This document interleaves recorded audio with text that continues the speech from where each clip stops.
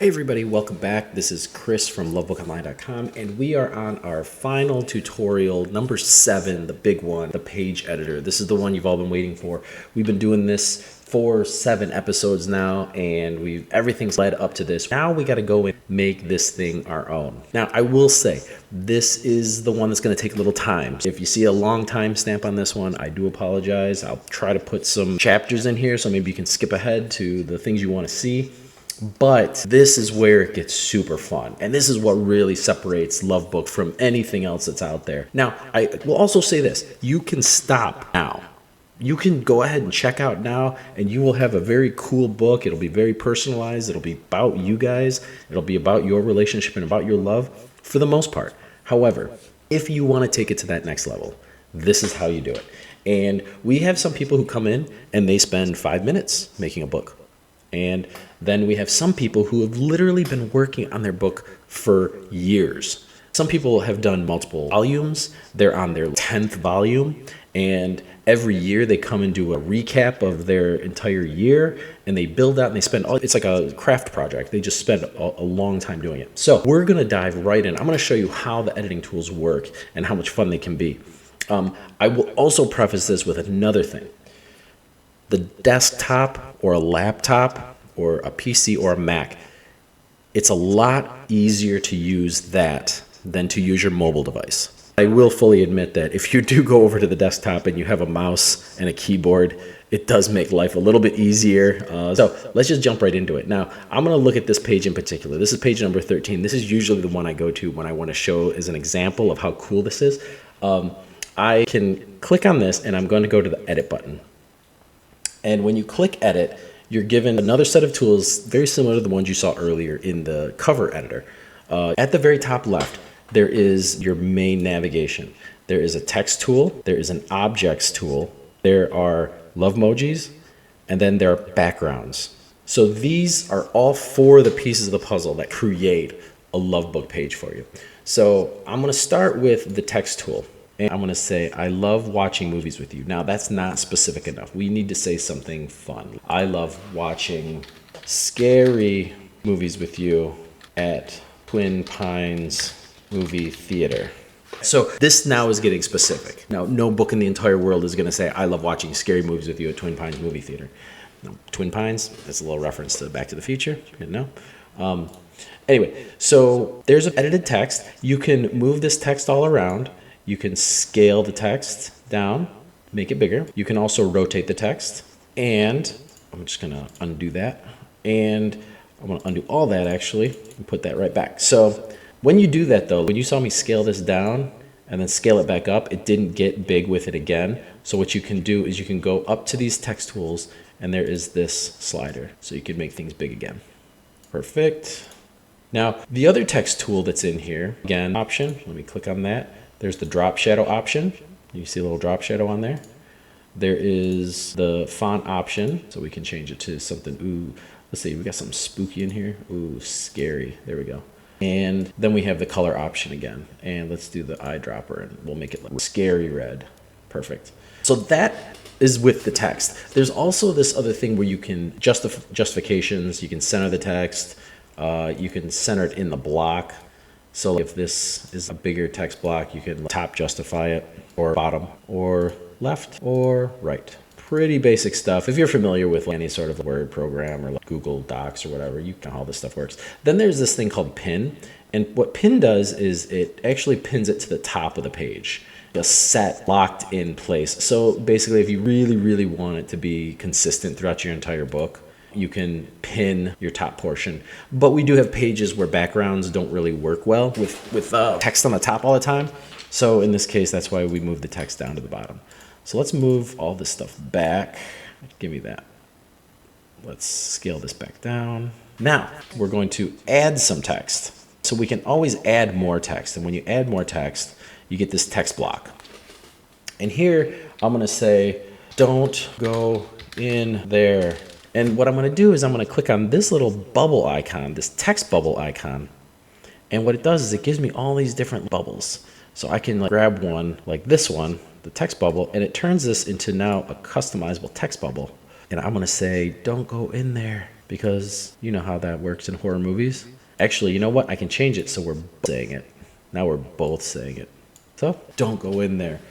And it would be great if there was like somebody else in the audience who they heard us say that and they're like, they shushed us. And now this is right. This is a moment where we might remember getting shushed in the theater. And we do that. So we say that out loud. We saw this movie at Twin Pines Movie Theater and we got shushed in the crowd. That's cool. So those are the text options.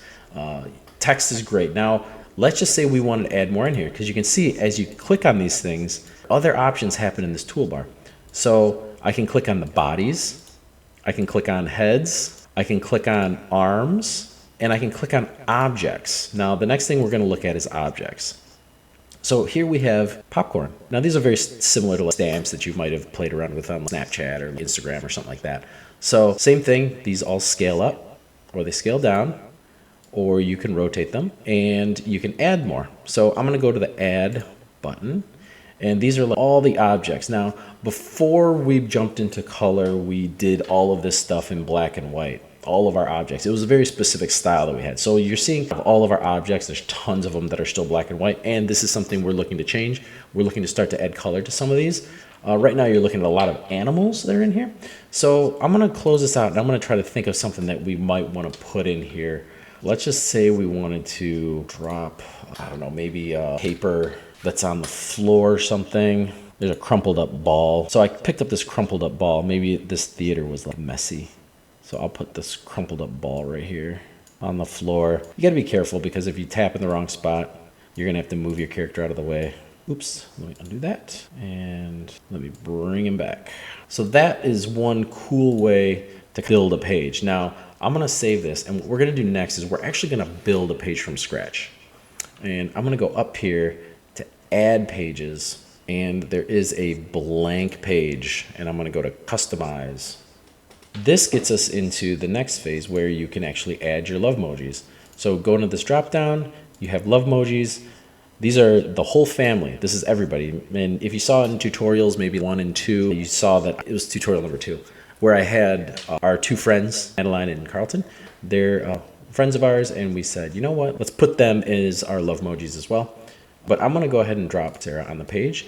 And when you drop a person on the page, you can scale them up and down by selecting the body.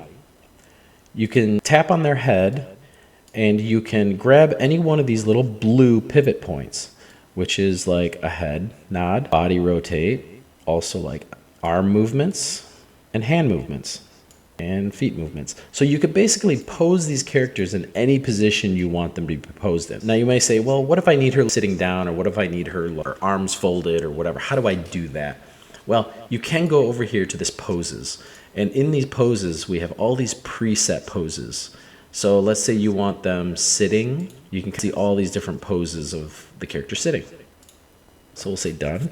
Now I'll go back to the objects, and let's just say I need a chair. And let me find a good chair. Here you can see some of these colored objects. So I think I'm just gonna let's grab this one, like a little recliner. And I'm gonna use the send to back tool.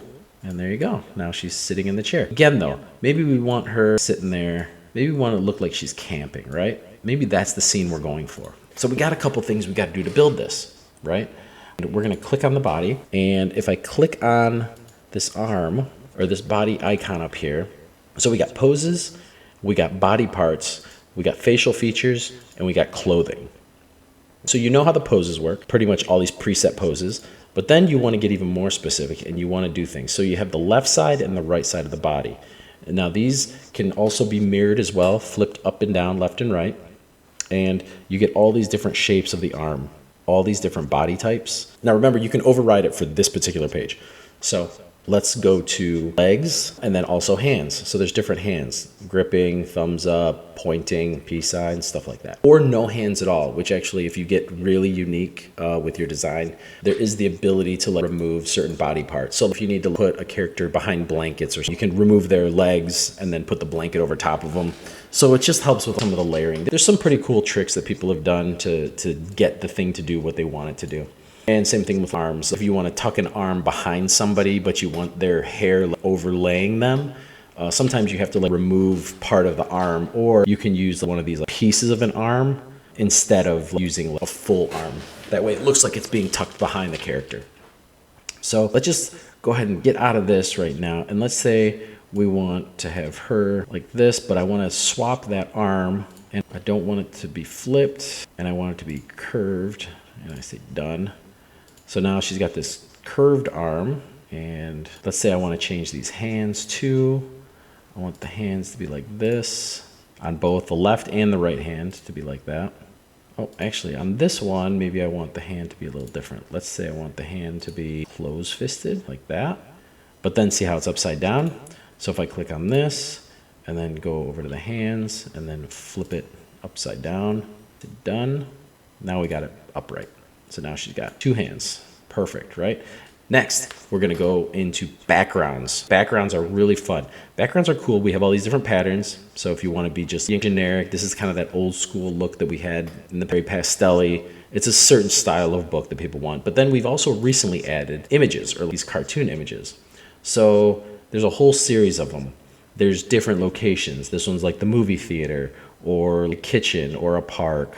On the road, living rooms, bathrooms, skiing, snowboarding, stages, and then there's some generic ones, which are like these just cool backgrounds that just give a little bit of depth. But in this particular case, what I'm looking for is I have her sitting on a camping chair, and I think I need her in a nice little camping environment. So I thought I saw one at the very top that I liked.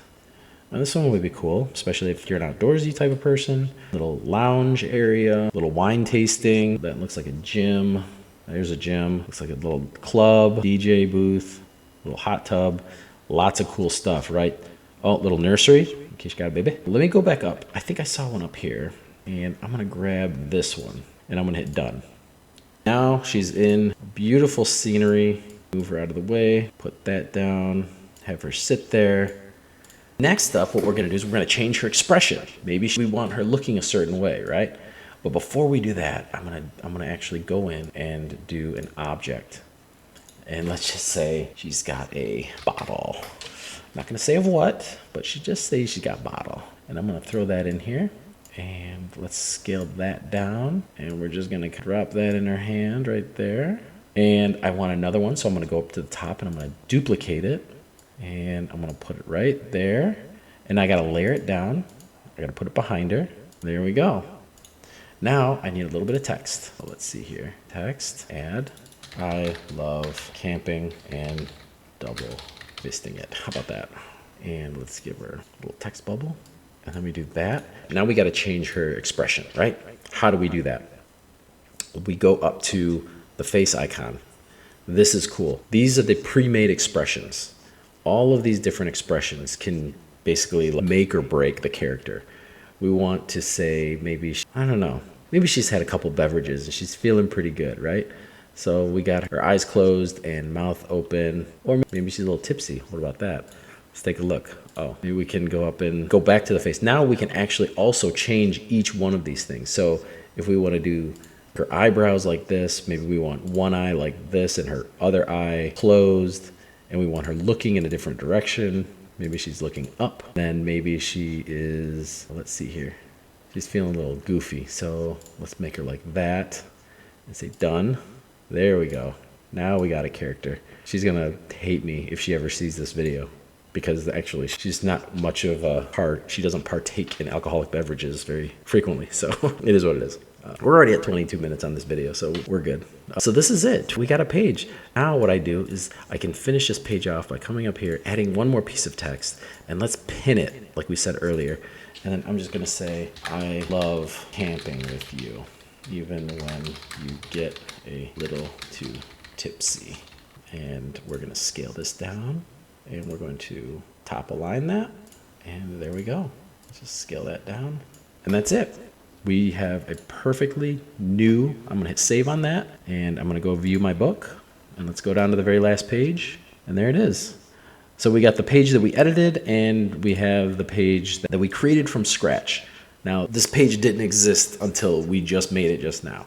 And you can see how quick and easy it can be and how much fun it can be. Once you start coming up with the ideas, and once we get you rolling, you can see how quick and fast creating a page can be. and it really does become like a fun project. So that's going to wrap up my tutorial session. I've done, let's see, 7 of these now, and this is basically the entire workflow through LoveBook and how to create books. And I hope that you try it, and I hope you give a LoveBook to someone you love soon, and I hope they love it just as much as we've enjoyed creating it. So thank you very much, and keep on spreading love.